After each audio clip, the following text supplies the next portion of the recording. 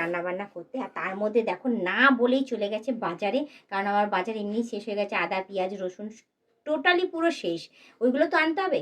না জানি তোমাদের দাদাই বাজার চলে গেছে, বাজার চলে গিয়ে দেখো কী কী সব নিয়ে এসছে। এই যে পটল নিয়ে এসছে, এই ঢ্যাঁড়স নিয়ে এসছে, আর এদিকে দেখো গাঁটি কচু নিয়ে এসছে, দেখতেই পাচ্ছ। তো এইগুলোর ঘুম থেকে ওঠার থেকে শুরু করে আমার এভাবেই যায় সকালটা, জানো তো। সকালটা মানে আমার যে কেমন যায় যে আমি তোমাদের আজকে তুলে ধরলাম। হ্যালো বন্ধুরা, ওয়েলকাম টু মাই চ্যানেল। তোমরা সবাই কেমন আছো? আশা করি তোমরা সবাই খুব ভালো আছো। তো আজকে আমি তোমাদের দেখাই প্রতিদিন সকালটা আমার কিভাবে যায়। দেখতেই পাচ্ছ, দেখো সকাল সকাল ঘুম থেকে উঠে ভাত রান্না করে নিয়েছি। দেখো আমার জন্য পান্তা ভাত আছে, ঠিক আছে। এদিকে টক ডাল করে নিয়েছি, এদিকে আলু ভাজা করে নিয়েছি। করে নেওয়ার পরে ওইদিকে রুটি তরকারি করে দিয়েছি। তরকারি না, আলু ভাজা রুটি দিয়েছি, আর বেশি কিছু করিনি, কারণ আর পাচ্ছি না এই গরমের মধ্যে রান্নাবান্না করতে। আর তার মধ্যে দেখো না বলেই চলে গেছে বাজারে, কারণ আমার বাজার এমনি শেষ হয়ে গেছে, আদা পেঁয়াজ রসুন টোটালি পুরো শেষ। ওইগুলো তো আনতে হবে। না জানি তোমাদের দাদাই বাজার চলে গেছে, বাজার চলে গিয়ে দেখো কী কী সব নিয়ে এসছে। এই যে পটল নিয়ে এসছে, এই ঢ্যাঁড়স নিয়ে এসছে, আর এদিকে দেখো গাঁটি কচু নিয়ে এসছে, দেখতেই পাচ্ছ। তো এই গাঁটি কচু জানি না তোমরা কী নামে বলো, বাট আমরা এগুলোকে গাঁটি কচুই বলি, ঠিক আছে। তো অতি অবশ্যই কমেন্টে জানিয়ে দিও। এর মধ্যে শুধু আমার আর আমার মামামের খাওয়ার জিনিস হচ্ছে এই যে পটল, এই দুটোই এই পটলটাই আমরা খাবো, ঠিক আছে। আর ঢ্যাঁড়স আর এই গাঁটি কচু আমাদের খাওয়ার নিষেধ আছে, আমরা খেতে পারবো না, যেহেতু আমার আর আমার মামামের অ্যালার্জি আছে, যার জন্য ঢ্যাঁড়স কুমড়ো এসব থেকে আর কচু থেকে আমরা দূরেই থাকি, ঠিক আছে। তো যাই হোক, আমাদের খাওয়ার মধ্যে সেরকম কিছু নেই বলে আমার বড্ড রাগ ধরছে, কারণ গরম পড়ে গেছে, গরমের মধ্যে বেশি সবজি পাওয়াই যায় না, এ কটাই সবজি পাওয়া যায়। তো যার জন্য এ কটাই নিয়ে এসে ওকেও কিছু বলাই যাচ্ছে না, তার মধ্যে চিৎকার চেঁচামেচি আমি করে ফেলেছি। সকাল সকাল ঘুম থেকে, তো মানে সকালের ঘুম থেকে ওঠার থেকে শুরু করে আমার এভাবেই যায় সকালটা, জানো তো। সকালটা মানে আমার যে কেমন যায় যে আমি তোমাদের আজকে তুলে ধরলাম। ব্যাস চলো, এখনো পর্যন্ত দেখো আটা মেখে যে রুটি বানিয়েছি, হাত ধোয়ার সময় পাইনি। আগে এগুলো সব গোটাবো, গুটিয়ে তারপর গিয়ে সম্পূর্ণ এগুলো। আর দেখো ঘুম থেকে উঠে আমি চুলো পর্যন্ত আঁচড়াইনি, দেখতেই পাচ্ছ চুলগুলো কেমন গোল্লা গোল্লা পেকে গিয়ে কী অবস্থা হয়ে রয়েছে পুরো। মানে আমার অবস্থাটা তোমরা দেখতেই পাচ্ছ কী অবস্থা রয়েছে। এখনও আরও কাজকর্ম বাকি রয়েছে, যেহেতু আলু ভাজা ডাল ভাত তো উনি খাবেন না, আলু সেদ্ধও খাবেন না, আমাকে সেই তরকারি একটা রান্না করতে হবে। তো আমি ভেবেছি এবার গাঁটি কচু রান্না করবো। আপাতত এগুলো সব গুছিয়ে গাছিয়ে রাখবো। তো এইদিকে আসি, এখন বসে খিদেও পেয়েছে আমার। হ্যাঁ, খেতেও পারি না, তার মধ্যে দেখো আমার পছন্দের শুধু একটাই আছে জিনিস, হচ্ছে আম।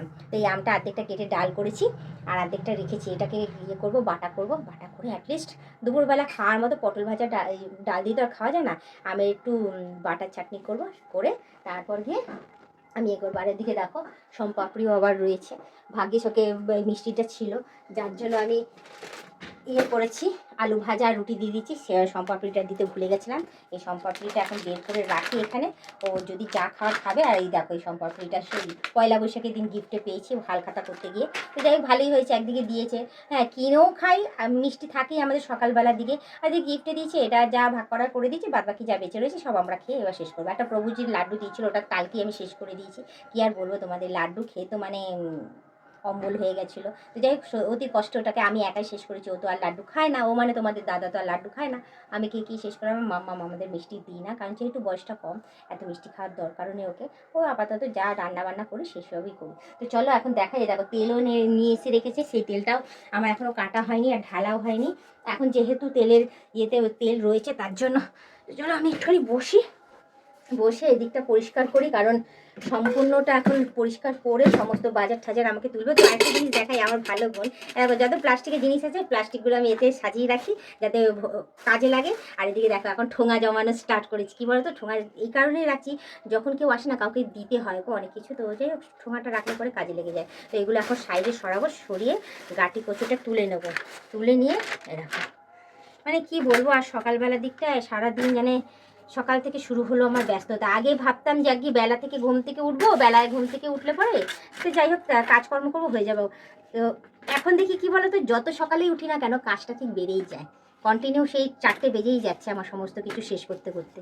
তো চলো এদিকে আমার সমস্ত গোছগাছ করতে থাকি। তো তার মাঝখানে তোমাদের একটা কথাই বলবো, তোমরা যারা নতুন দেখছো তারা অতি অবশ্যই আমাকে সাবস্ক্রাইব করে দিয়ে বেল আইকনটা টুক করে টিপে দিয়ে অল নোটিফিকেশনটা অন করে দিও।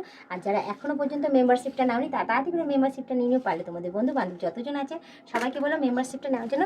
নিলে ভালো কথা, নাহলে তোমরাই দেখতে থেকো, তোমরাই টিকে থেকো, এভাবে আমাকে হেল্প করে যাও। তো এই দেখো কাটি কচুটা এর মধ্যে সাজিয়ে রেখে দিলাম, কারণ এটা ফ্রিজে রাখবো না, বাইরেই রাখবো। ফ্রিজে রাখলে না হলে নষ্ট হয়ে যাবে। তো এবার এটাকে রেখে দিই, পরে না হয় এগুলো সব পরিষ্কার টরিষ্কার করে নিই, পরে কুকারের মধ্যে গাঁটি কচুর ঝোল বানিয়ে দেবো। গাঁটি কচুর ঝোল খেতে যে কী ভালোবাসে তোমাদের দাদা, সে একমাত্র ওই জানে, আমার তো একদম অপছন্দ।